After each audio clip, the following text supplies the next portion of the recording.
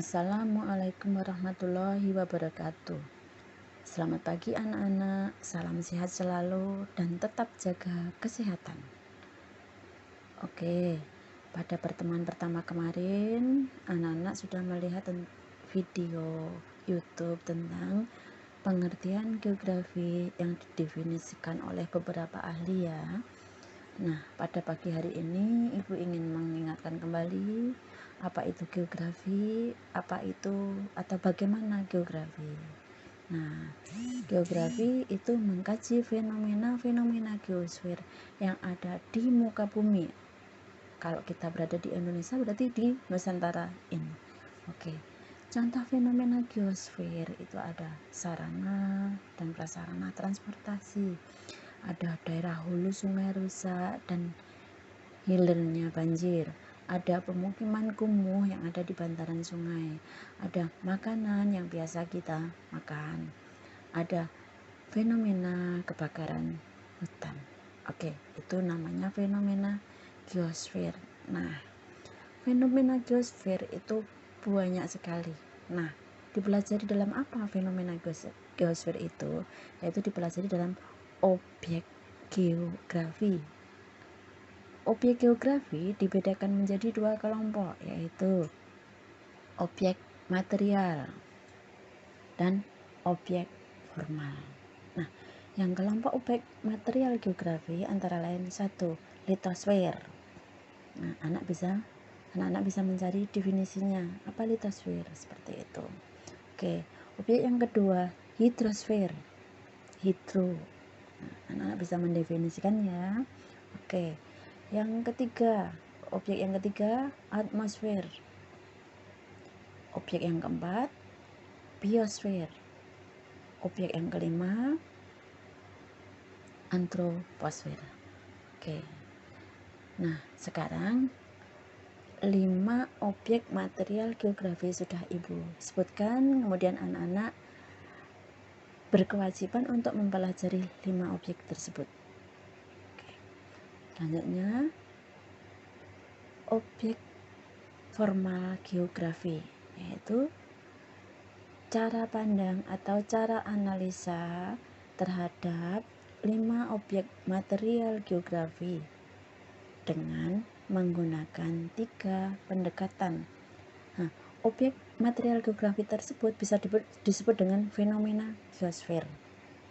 Nah, kita kaitkan dengan yang penjelasan Ibu yang pertama tadi, sarana dan prasarana transportasi, berarti terkait dengan penduduk.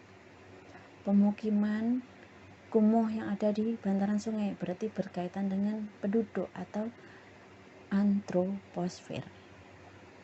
Nah, oke. Daerah hulu sungai rusak dan hilirnya banjir berarti fenomena hidrosfer. Seperti itu ya nak ya. Oke. Selanjutnya kita lanjutkan lagi yang objek formal geografi tadi ya, dengan menggunakan 3 pendekatan geografi cara menganalisanya, yaitu pendekatan yang pertama, pendekatan ke ruangan atau spatial approach. Yang kedua, pendekatan ke lingkungan atau ecological approach. Yang ketiga, pendekatan kewilayahan atau regional approach. Nah, baik, anak-anak sudah tahu objek yang dipelajari dalam geografi ada 2 macam, yaitu objek material dan objek formal. Oke, sekarang sebelum mempelajari utuh objek material geografi atau objek material geografi secara utuh nanti akan dipelajari di semester 2, ada litosfer, hidrosfer, atmosfer. Kemudian yang biosfer sama antroposfer dipelajari di kelas 11 semester 1. Nah, untuk pendekatan geografi itu nanti setelah konsep geografi kita membahas materi tentang pendekatan geografi. Oke, sekarang Ibu akan menjabarkan tentang konsep geografi. Konsep geografi dibedakan menjadi 10 atau terbagi menjadi 10 konsep esensial geografi. Konsep yang pertama yaitu konsep lokasi.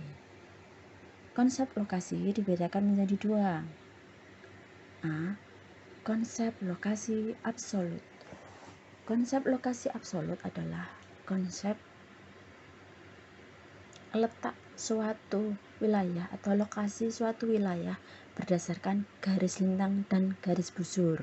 Contohnya, Indonesia terletak di antara 6 derajat lintang utara sampai 11 derajat lintang selatan dan 95 derajat bujur barat, bujur timur, bujur timur sampai 141 derajat bujur timur. Oke. Itu dinamakan dengan konsep lokasi absolut. Konsep yang kedua, konsep relatif.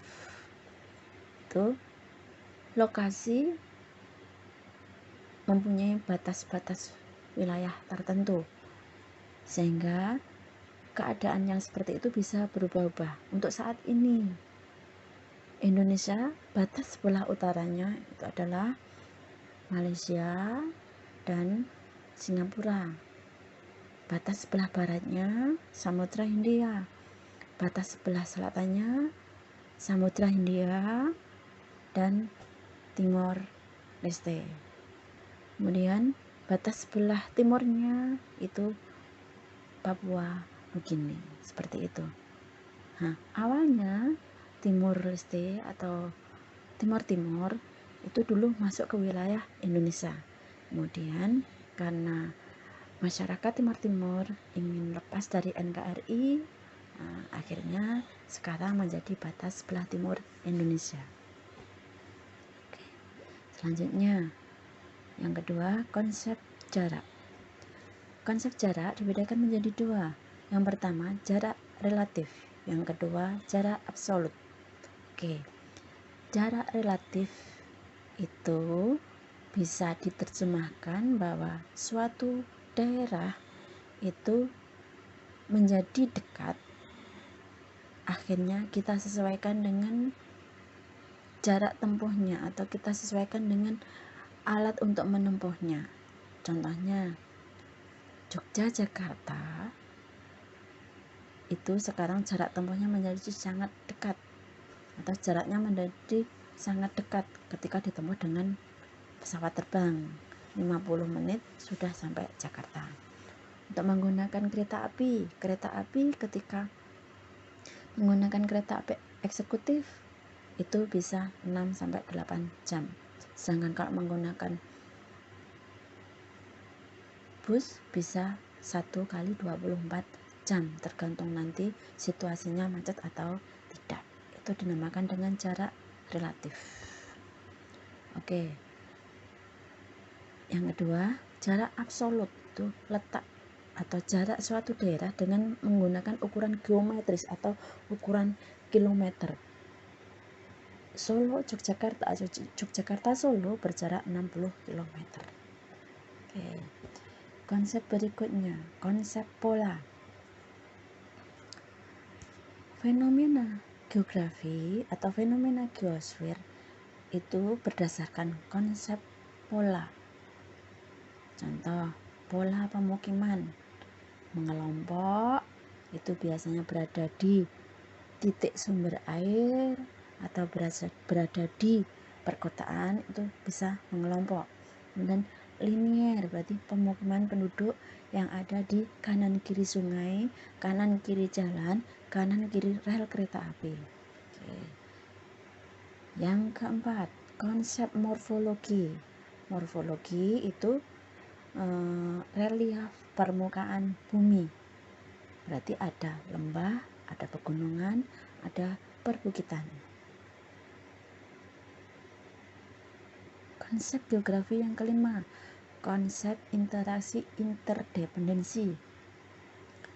Konsep saling terkait, saling berinteraksi, dan saling tergantung.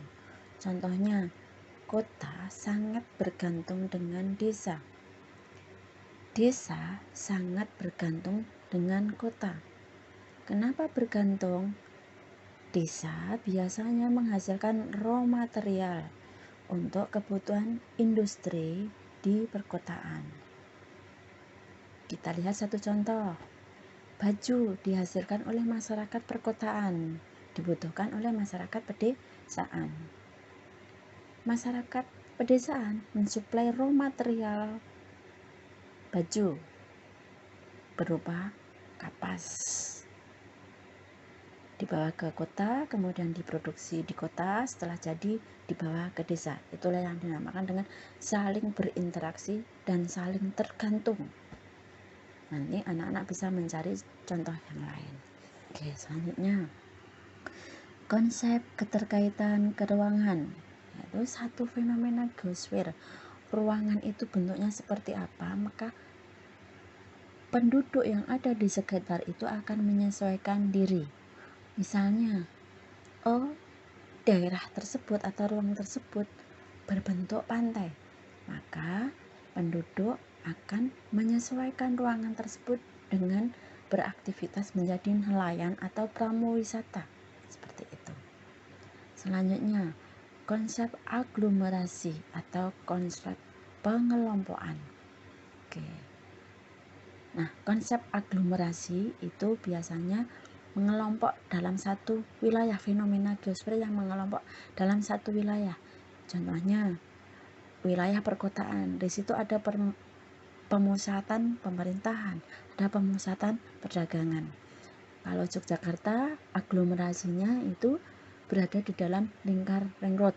Pusat aglomerasinya atau titik aglomerasinya berada di daerah Malioboro, seperti itu.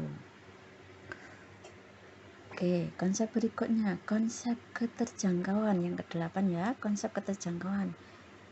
Mudah tidaknya suatu daerah itu untuk terjangkau. Contohnya, daerah pegunungan tentunya akan sulit terjangkau dibandingkan daerah dataran rendah, karena daerah pegunungan biasanya jalannya berliku-liku atau jalan setapak, sehingga akan sulit dijangkau, seperti itu. Oke, anak-anak nanti bisa memberi contoh yang lain, bisa berkembang seperti itu. Oke, yang ke-9, konsep nilai kegunaan. Satu fenomena geosfer akan memiliki nilai kegunaan yang berbeda. Ibu mencontohkan di sini sinar matahari. Sinar matahari untuk negara-negara di kawasan iklim sedang atau di lintang tinggi, anak-anak bisa melihat lintang tinggi itu wilayahnya mana saja. Bisa dicari ya. Dengan penduduk yang berada di wilayah tropis akan berbeda manfaat sinar matahari. Untuk masyarakat yang berada di lintang tinggi itu memanfaatkan sinar matahari sebagai berjemur. Anak-anak bisa melihat turis yang datang ke Indonesia, mereka akan bangga ketika sudah datang ke Indonesia. Buktinya apa? Nah, tubuhnya belang-belang. Beda dengan orang Indonesia atau daerah tropis, penduduk daerah tropis, sinar matahari dimanfaatkan untuk menjemur pakaian, menjemur ikan asin, seperti itu. Oke, yang terakhir atau konsep yang ke-10, konsep diferensiasi area, yaitu satu fenomena di mana satu daerah khas tertentu mempunyai hasil yang berbeda-beda. Contohnya, Bantul merupakan daerah dataran rendah atau dataran aluvial. Tanahnya subur, hasil pertaniannya berupa padi. Sedangkan Gunung Kidul merupakan kawasan Bukit Kapur. Daerahnya cenderung kekurangan air. Maka yang dihasilkan oleh penduduk Gunung Kidul itu berupa pertanian palawija, seperti itu. Oke. Kemudian anak-anak bisa membuka slide-slide berikutnya, ada sekitar 3-4 slide di sini, contoh-contoh artikel yang dikaitkan dengan 10 konsep geografi. Seperti itu ya. Nah, untuk penugasan hari ini, Ibu menugaskan membuat artikel tentang kota Yogyakarta sebagai kota pendidikan dengan menerapkan 10 konsep esensial geografi. Nah, untuk pengumpulan tugas itu ada di Google Classroom. Sedangkan anak-anak melihat materi ini itu nanti di aplikasi Gischool. Sekalian anak-anak melaksanakan presensi. Dan untuk diskusi, Ibu membuka diskusi di WAG. Yang kurang jelas nanti bisa bertanya di WAG. Seperti itu ya nak. Nah, sekian dari Bu Ani. Nanti kita diskusi di WAG, pembelajaran kita simpulkan di WAG, kemudian silahkan dipelajari untuk materi berikutnya minggu depan mengenai pendekatan geografi. Sekian dari Bu Ani. Wassalamualaikum warahmatullahi wabarakatuh.